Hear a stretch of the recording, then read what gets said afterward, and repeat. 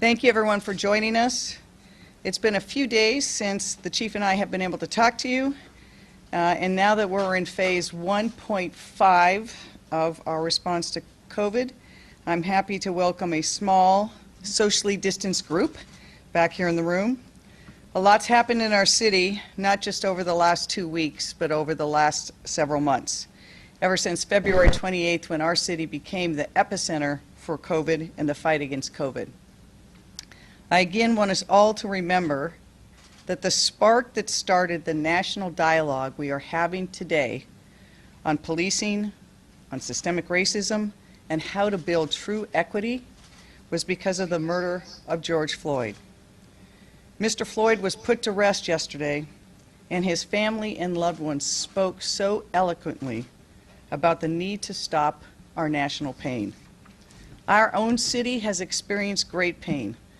Much of it because for generations we have failed to address the systemic barriers and racism that has affected so deeply the lives of generations of African Americans. I also want to address the protests on Capitol Hill. But first, Seattle. We are a passionate city. We demand justice. We are at the forefront of change. And I will not allow anyone to distract our city from the work that has to be done and will be done. Seattle is demanding a justice system that is actually just. And we know that we will require deep, deep work with community and within our systems of policing as well as every other governmental institution. We are a city that demands strong accountability for our police department and for all police across America. We must continue to reimagine and rethink policing and how we direct our taxpayer dollars and how we allocate funds for law enforcement and for other community-based programs like education, healthcare, and access to opportunity. I've been working on criminal justice reform and police reform for decades. We've made a lot of progress, but there is still so far to go. We know that we need strong state oversight in investigations into police involved in killings, which I'm very pleased that Governor Inslee has promised to take up. We know at the state level we need a fundamental shift in our regressive tax system, which leaves the poorest and the hardest hit communities suffering the most and shouldering the greatest financial burdens. We also need a United States Department of Justice that restores the Civil Rights Division to its critical role in America. I want to talk about what I've been doing in the last 2 weeks and what I plan to continue to do. I will continue to meet with community to listen. My focus as mayor will remain on how we work to make Seattle a model for addressing the inequities that the pandemic and these last 2 weeks have made impossible to deny. Cal Anderson Park and Capitol Hill have been for decades a place for free speech and community. I've been going to Capitol Hill for almost 50 years and have demonstrated, hung out, and been with community many, many times. I just want to say, I know there's the acronym that is now the Capitol Hill Autonomous Zone. I got news for people. It's been autonomous my whole lifetime. And anybody who knows and loves Capitol Hill knows that to be true. I want to make clear that for myself and for the city and for Chief Best, the First Amendment rights of residents must be protected and protesters must feel safe when they express their First Amendment rights. Over the past few days, we've had peaceful demonstrations across the city. We had an amazing demonstration in Rainier Beach and Othello, where thousands turned out. We expect additional marches and a strike tomorrow led by Black Lives Matter. Chief Best, Chief Scoggins, the Seattle Department of Transportation Director, our Director of Office of Economic Development, and the Director of Seattle Public Utilities have been on site on Capitol Hill since 6 a.m. Tuesday morning, making sure the community is safe, talking to protesters, talking to residents, and coming up with a plan for Capitol Hill going forward. Clearly, unfortunately, our president wants to tell a story about domestic terrorists who have a radical agenda and are promoting a conspiracy and fits his law and order initiatives. It's simply not true. Lawfully gathering and expressing First Amendment rights, demanding we do better as a society, and providing true equity for communities of color is not terrorism. It is patriotism. The right to challenge authority and government is fundamental to who we are as Americans. We do not need anyone, including the president, to try to sow further divide, further distrust, and misinformation.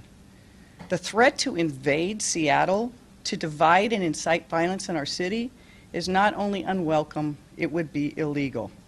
And for the thousands of individuals who've been on Capitol Hill, many of them, what you'll see is a painting of Black Lives Matter along Pine Street, food trucks, spaghetti potlucks, teach-ins, movies, free granola bars. We've seen a lot of passion, and I know some of that passion is asking me, Chief Best, and the city to do better, to do differently. We've heard those calls, and we will continue to listen. We're also working with businesses and residents on Capitol Hill to see what they need. Chief Scoggins and my office have been meeting with organizers and trying to ensure we get ingress and egress, the delivery of city services, and are in constant communication. The chief went today to the precinct to assess its condition. We will continue to manage the needs of our businesses and of the approximate 500 residents who live, play, and demonstrate at Cal Anderson Park. And while I frankly hate to give him airtime, I do want to address President Trump's statements about Seattle. One of the things this president will never understand is that listening to community is not a weakness. It is a strength. A real leader would see nationwide protests, the grief in so many communities of color, particularly our Black communities, and the call to be an anti-racist society as an opportunity for America, an opportunity to build a better nation. I also want to be clear. As I stated previously, it is unconstitutional and illegal to send military to Seattle. If you don't believe me, you can take the word of a line of highly decorated generals who have said so and have rebuked him. I have spoken with Governor Inslee, and together we will assure the people this will not be happening. Many people actually are afraid that it would happen because the President of the United States said it. We would like to be able to trust what the President of the United States says, but I want people to know there is no imminent threat of an invasion in Seattle. But just as we did at the beginning of this pandemic, and as we have done many times before, we will not wait for a change in Washington for Seattle to act. I know we have a lot of work to do. Trust has been broken and it must be rebuilt. People's voices have been drowned out during this time. And for several hundred years, we have allowed a system to build and promote racism to continue to benefit us. That will take years to dismantle, but we must start immediately. And I believe the rest of Seattle is ready to get to work. I also want to get back to why we cannot lose sight of the conversation our community needs to be having. We can't lose this moment. From Black Lives Matter to the organizers on Capitol Hill to others, people are demanding change and we need to listen. Change at the city, including SPD, City Council, City Attorney, and me. Change on policing, education, healthcare, and criminal justice system. Change at the county, change at public health, change at the state. We are seeing movement in ways we have not seen in decades, and that's a good thing. This change has to be centered on the voices of community and what people need. We must empower community. I remain committed to listening and to working with community, including the organizers on Capitol Hill, to reimagine how we do things as a city, How do we reinvest in community to address public health needs, education, and true economic justice? This will continue to build off some of the work we have done, from free childcare to 2 years free college for every public high school student, to jobs for our youth, to reforms in the criminal justice system. We will continue to build those programs and to make Seattle a more just and equitable place. And we will also continue to fund intervention programs so that more mental health professionals are on tap to reply to when people need them. I've said it so many times over my career, when people call 911, we need to send them the help they need. That is not always a police officer, and many times isn't. We have to reimagine our response to community and what they need in times of crisis. Our efforts going forward include investments in reimagining what we need to do with those investments and providing alternatives to incarceration and arrests. This year, we will invest $100 million in new community-based programs that serve the Black community as well as the Indigenous and communities of color. Over the last week, and including this afternoon, my office and I have prioritized having conversations with community leaders and residents about the changes they want to see in the city and about how they bring them about. Some of these conversations are very difficult and painful, but that kind of conversation has to happen in order for us to move forward.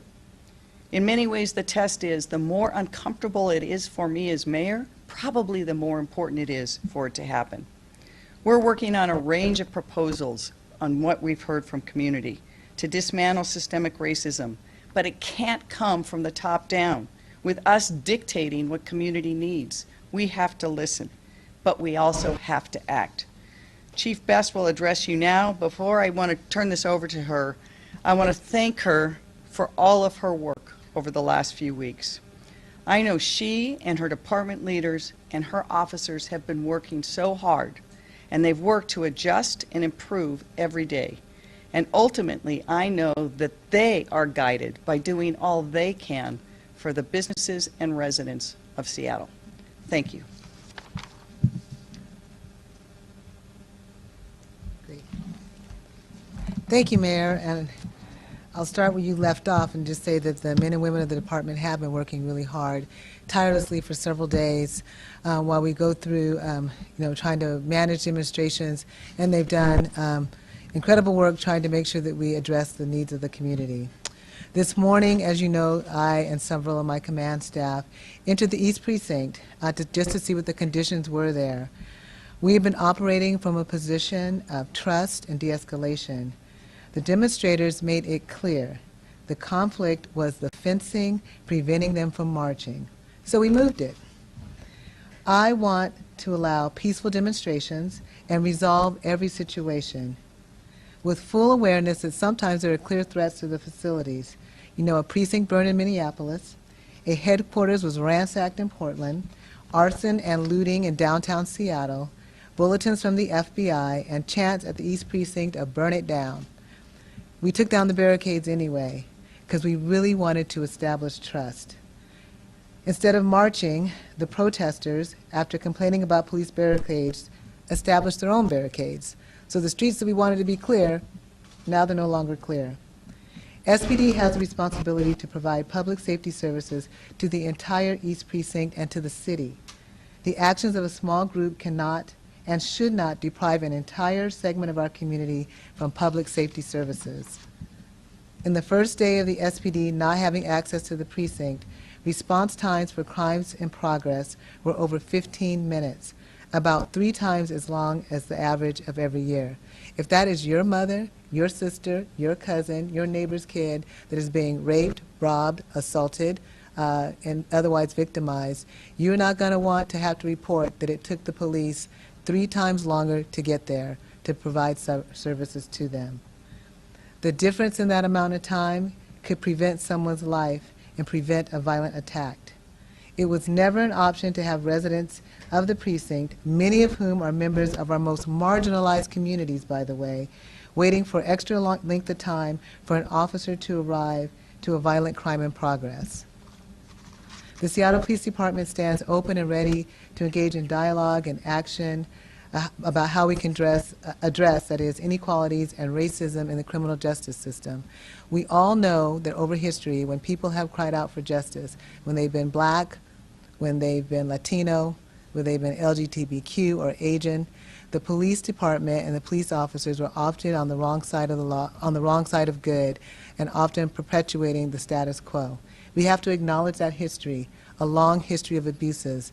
You know, I, for one, am specifically in tune with some of those issues. That doesn't mean we can't continue to evolve and change and do better. And we're committed to doing that. And I call on all of my colleagues as well, across the criminal justice system, prosecutors, judges, and other elected officials, service providers, and behavioral health providers to join us with community in these conversations. It is especially important that the entire community is a part of the conversation. Everyone shows and everyone has come out and they've been particularly concerned about, you know, what the death and the murder of George Floyd represents. What it represents is a history of black men dying at the hands of law enforcement in unprovoked or sometimes deemed as unprovoked ways. We have to acknowledge that. But that doesn't mean we throw the baby out with the bathwater. That doesn't mean that law enforcement isn't an important part in the fabric of society. It doesn't mean that we can't do better. And it doesn't mean that many of the men and women right here in Seattle, right here on your police department, want to do better and want to have that opportunity. I've served here for 28 years. I love Seattle. I love the department. I love our community. My daughter, my son-in-law, and my nephew were at those protests, have been at the demonstrations, both good and bad, endings, that is, and they participate. So I care. My family cares. These things are important to us. So we want to make sure that we get it right. We'll have to take some deep examination of what brought us to the events of the past 2 weeks. It is time now to purposefully heal, to have reconciliation, and to move forward together. We must do this for George Floyd and all the many other people who have suffered at the hands of police. And we also must do it for everyone who has suffered at the hands of injustice. And we must make sure that all of our officers are on board with moving forward. And I believe that the men and women who work with the Seattle Police Department really are engaged and want it to be better and want this to be a better society. So on that note, I guess it's open for questions, and you'll take care of that? Yes, so thank you, Mayor, thank you, Chief. The way we will balance this is we will have 2 questions in the room, and then we will take 1 from the WebEx portal. So I open it up to the room, I open it up to the Mayor and the Chief to acknowledge questions in the room. Chris. So, Chief, you stood here on Friday and you said it was going to be your decision and your decision alone to use tear gas. Tear gas was deployed on Sunday. Yep. You released a video today to say that it was not your decision to close the East Precinct. So who is making tactical decisions right now for the Seattle Police Department? So a couple of things, Chris. Those are 2 very different incidents. So for the tear gas, it was my decision.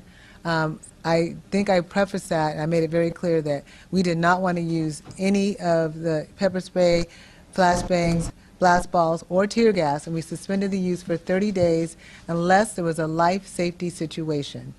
And that was the exemption. I was keeping abreast of what was happening in the precinct. They had a shooting earlier in the day. At some point, it got unruly. There was a man with a gun in the crowd.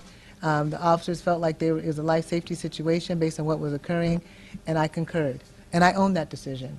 I made that decision, and I will own any decision that I think is in the best interest of everyone's public safety. There's a lot of discussion about what less lethal, what we call munitions, will be used and how they will be used in the future, and I hope that I have the opportunity to engage in those conversations, but I totally own that decision. In regards to the precinct, we were looking at, we had opened up the roads. We had decided to put some safety measures around the precinct to protect it. We were asked to do an operational plan in case we needed to leave. We got an update that there was the potential for fire. Of course, if the precinct goes down on fire, the whole block could potentially be, burn up. As they were moving things out, the decision was made as officers were taking things out of the precinct, they didn't want to come back into the precinct, and many of them did not. So we're still going to evaluate exactly the pinpoint of why that changed, but it didn't come from me. So, and we'll review all of it. So command staff made that decision to close the precinct? We're looking into all of it, Chris, to see where it came from. I mean, We've got so many people to get through, Chris. We'll come back to you. Okay. Madam, David, then two on the phone, then we'll come back to you, Matt. well, I want to ask about the Capitol Hill zone. What's the plan? Is it going to, how long are you going to let it stay there? Are you going to stay there indefinitely? People are wanting to turn the East Precinct into a community center. Is that on the table? What's going to happen? So the Capitol Hill area is, in fact, some of my family's up there right now. I think it has been described by the president and others as what it is not. It is not a armed Antifa militia no-go zone. It is a number of people are there. We've had ongoing communications with them, with the business, with the residents, and we will make sure that we find some way for people to continue to protest peacefully while also getting ingress and egress. We've had blocks of Seattle and Capitol Hill shut down every summer for everything from block party to Pride. This is really not that much of an operational challenge, but we want to make sure that the businesses and residents feel safe, and we'll continue to move that forward. Is SPD going to try and move back into East Precinct? We've talked about SPD moving in. They did the assessment today, and there's going to be an ongoing assessment about when it would be safe and appropriate for them to move in there, including response times and the like. We don't want to introduce additional flashpoints. The chief made it very clear when we had discussions last week that it was clear that those barriers were the flashpoint and needed to be removed. And we want to make sure that moving forward, SPD is in the planning for Capitol Hill. Thank Two you, on the Chris. phone. Thank you, David. Thank you, Mayor. Our first question will come from Hannah Scott, Cairo Radio. Hannah, the floor is yours.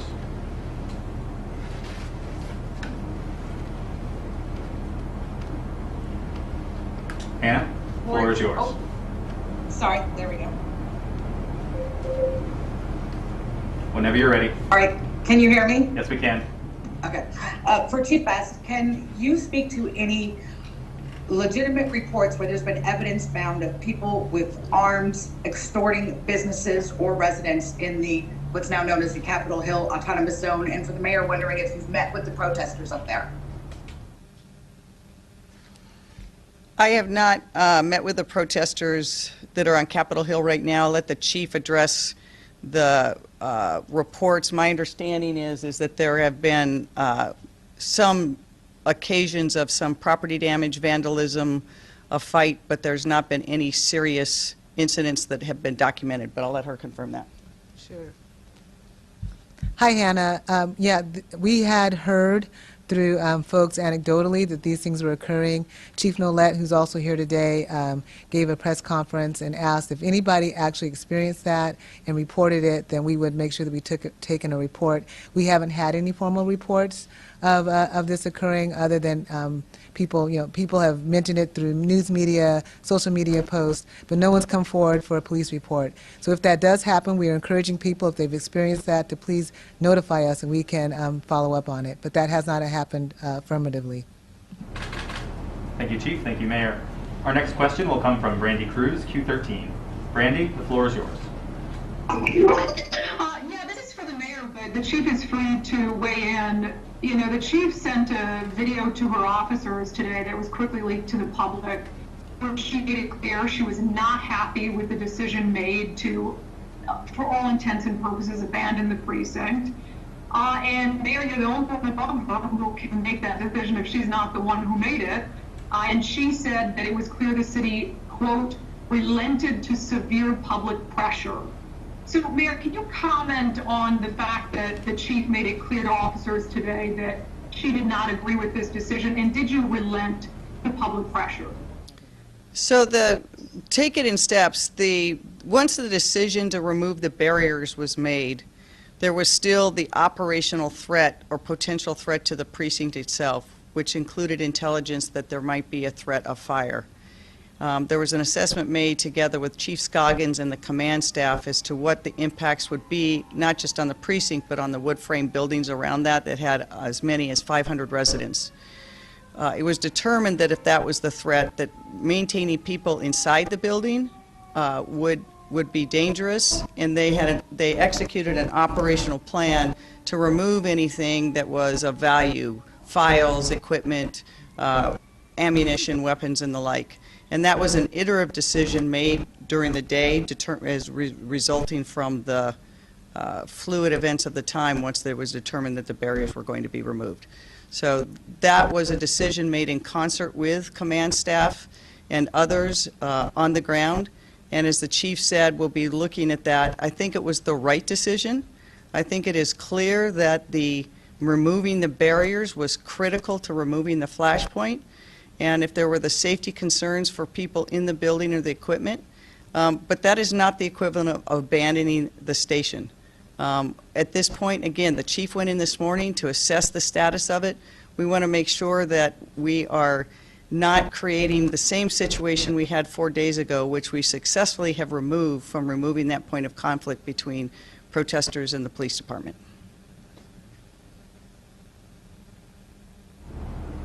Matt?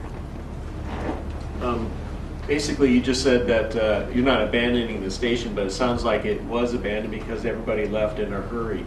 My question is, given what the chief just basically laid out a case for returning officers to the station with the delayed in response calls, why not? What's the threshold? What's the threshold for those officers to return back to that precinct so that those response call times will go down? That's going to be discussion with the chief. She's the chief of police, and she wants to return operations. But we also have to make sure that we don't recreate the entire cycle that we just were able to disrupt. By removing the barriers, we disrupted that unfortunate cycle that we saw over a period of 3 days. And we have to move forward in the same way. So the chief, together with residents, neighborhood community, and a number of city departments, are looking at how we address a whole range of things on Capitol Hill. Where's the end game then? When are those officers going to come back? So there's not a specific date, Matt, because we're trying to do things in a way that is responsible and that addresses the real life situation on the ground. And as everyone has seen over this last week, that when police do their jobs, it is never a static situation. And so the chief of police, working together with the rest of the departments, is going to come up with an operational plan that we can make sure that we move forward appropriately. Last question. And what is the biggest change that you're looking at right now, Mayor Durkan, as far as people say there have been small changes made as far as how to respond to protests, things like that, but people really want to hear what is the systematic change that the city is working on right now to make a meaningful impact? Such a great question, because I think that's got to be the focus of what we continue to talk about. And the unfortunate thing I think about, the president tweets and others, is it's distracting us from what we really need to be working on. And listening to community, I think there's a range of things that we need to do. I want to really center the voice of community, but we have underfunded all of the systems that community needs to thrive and be healthy. And that starts with good access to health care and prenatal care. It means that our free pre-K is joined with other programs so that families are holistic. It means K through 12, that we not only close the opportunity gap, but we really look where are those health system connections we can have with students, particularly those who might be students who are getting into trouble, to make school a pipeline to opportunity and not to incarceration. And so we'll continue with programs like our free college, but we want to connect that up with jobs for everybody. We want to make sure that we are really investing in all of those things in our society that have held people back because they have not been fair. If I may, the protesters have said that they are not going to move on unless SPD's budget is cut by 50%. I know you're working on that right now. Is there any way that your budget supports that? And given the fact that 82% of the budget comes from personnel and overtime costs alone, is that call even possible? Sorry, I'm having trouble hearing you. Sorry, I'm having trouble hearing you. Look, I've made it very clear that I think our approach has to be to reimagining the services in community, and I do not think it is responsible to suggest that we will cut 50% of our officers. We need to make sure that we change the focus on, so when people call 911, they don't necessarily have a police officer show up. And police officers are required now to do jobs that they shouldn't have to be doing. We had over 17,000 crisis calls last year. We need a system that if someone's in crisis, the first response is from crisis intervention team, a healthcare team, a mental health team. We need to make sure that if there's a conflict in family that is between a young person and their parent or their grandparent, it isn't always police that show up. It can be someone who knows that family and can diffuse and de-escalate that so that we have fewer kids going into incarceration. And I will tell you that we have put more and more work on police officers that we really need to have in other places, so the police officers can have their energies to respond to those things that truly are a great public safety threat, and that's when you need a cop to show up. But we've got to change a range of systems, and we've got to imagine it somewhere other than a police department. And just to clarify, you said it's not responsible to cut 50% of police officers, but they're saying to cut 50% of the budget. You can't cut the budget without cutting the police officers, because that's what the budget represents. Do you still have faith in Chief Best? And Chief Best, do you still have faith in the mayor? Yes, I have faith in the mayor. I'm standing here, right next to her, giving the briefing. Yeah. I have confidence in the chief. And we've been asked in other forums, are you going to resign? Is the chief going to resign? The answer is no and no. We thought about a Thelma and Louise moment, but that's not happening either. We are here. We got work to do, and we're going to get it done. These are not easy days, but neither of us signed up for easy jobs. And we are ready to tackle the challenges, listen to community, and move forward together. Thank you, Chief. That concludes today's press conference. Thank you. Thank you, everybody.